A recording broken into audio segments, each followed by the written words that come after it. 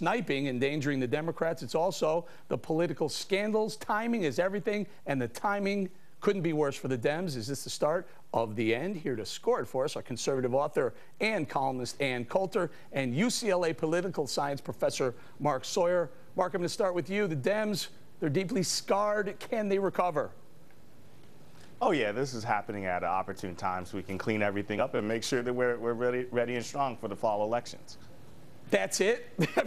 Hey, you have Rahm Emanuel on the ropes, you have Eric Holder on the ropes, and that's it?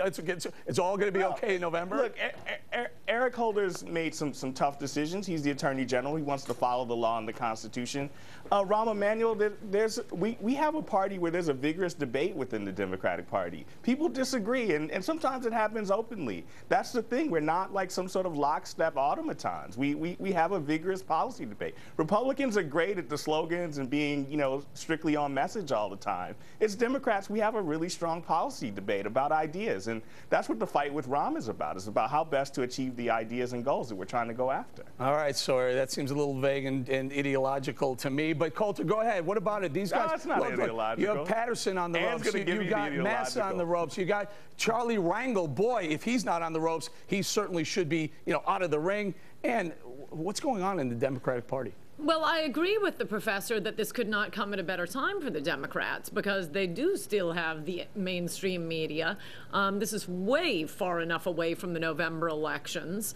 You'll remember that Mark Foley, when he was forced to resign for something similar to what's being alleged about Representative Massa, it was the day after Republicans could take Mark Foley's name off the ballot. That was not opportune timing. No, when it comes right before an election, that is not good.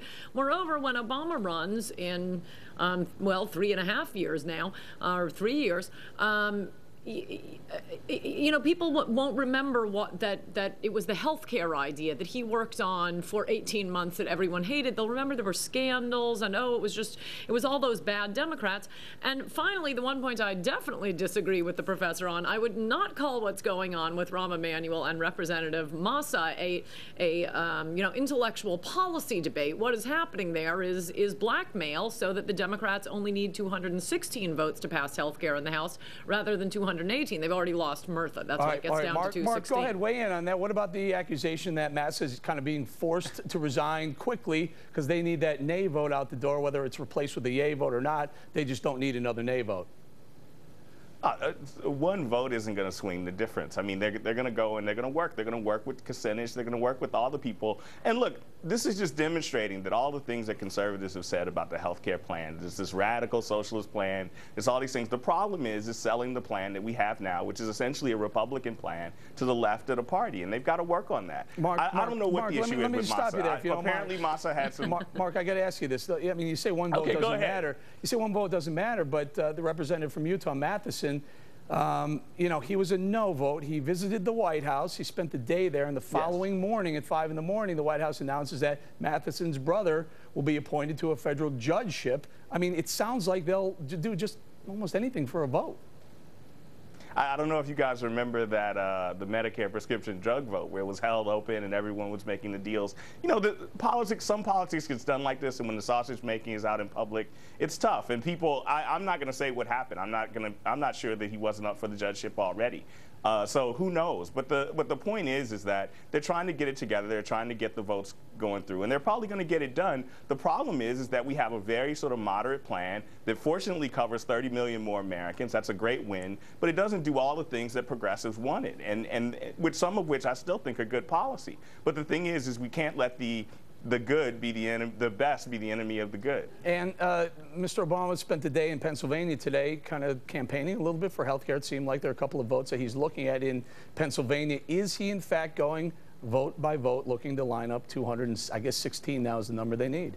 Yes, and again, I think all you have to say is the last time a health care bill passed in the House last year, it passed with one extra vote. Yeah, getting the number down from 218 to 216 does make a difference. In the interim, the bill has become a lot more unpopular. It is absolutely not a Republican bill. Otherwise, you would have had more than one Republican in the House and the Senate voting for it.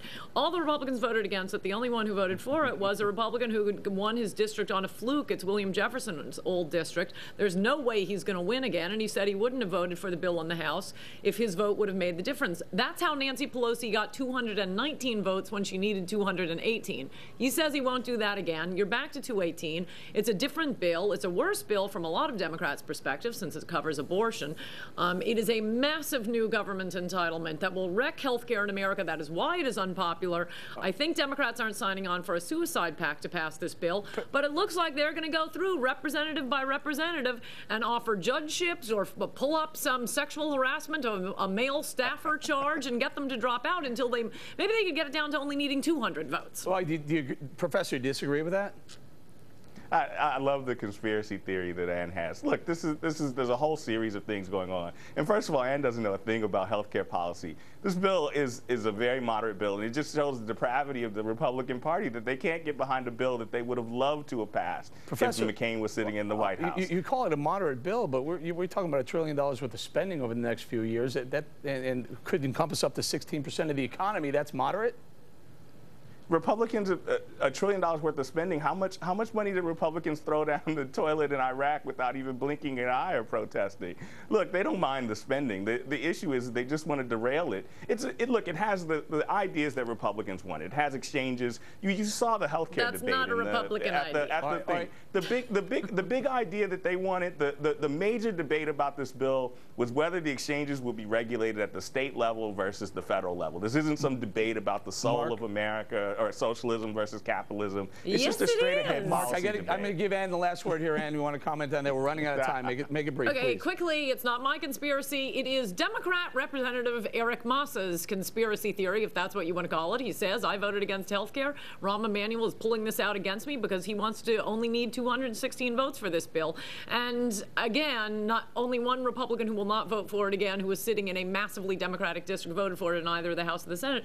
Exchanges are not a Republican idea. A Republican idea is competition. If Obama really hated the insurance companies, he'd make them compete. That he does not want to do. He wants to guarantee them customers. That is not a Republican idea. We're going to have to leave it there. I want to thank Mark Sawyer, UCLA professor. Thanks, you're a good sport, my friend. And Ann Coulter, conservative columnist. Thanks, you guys.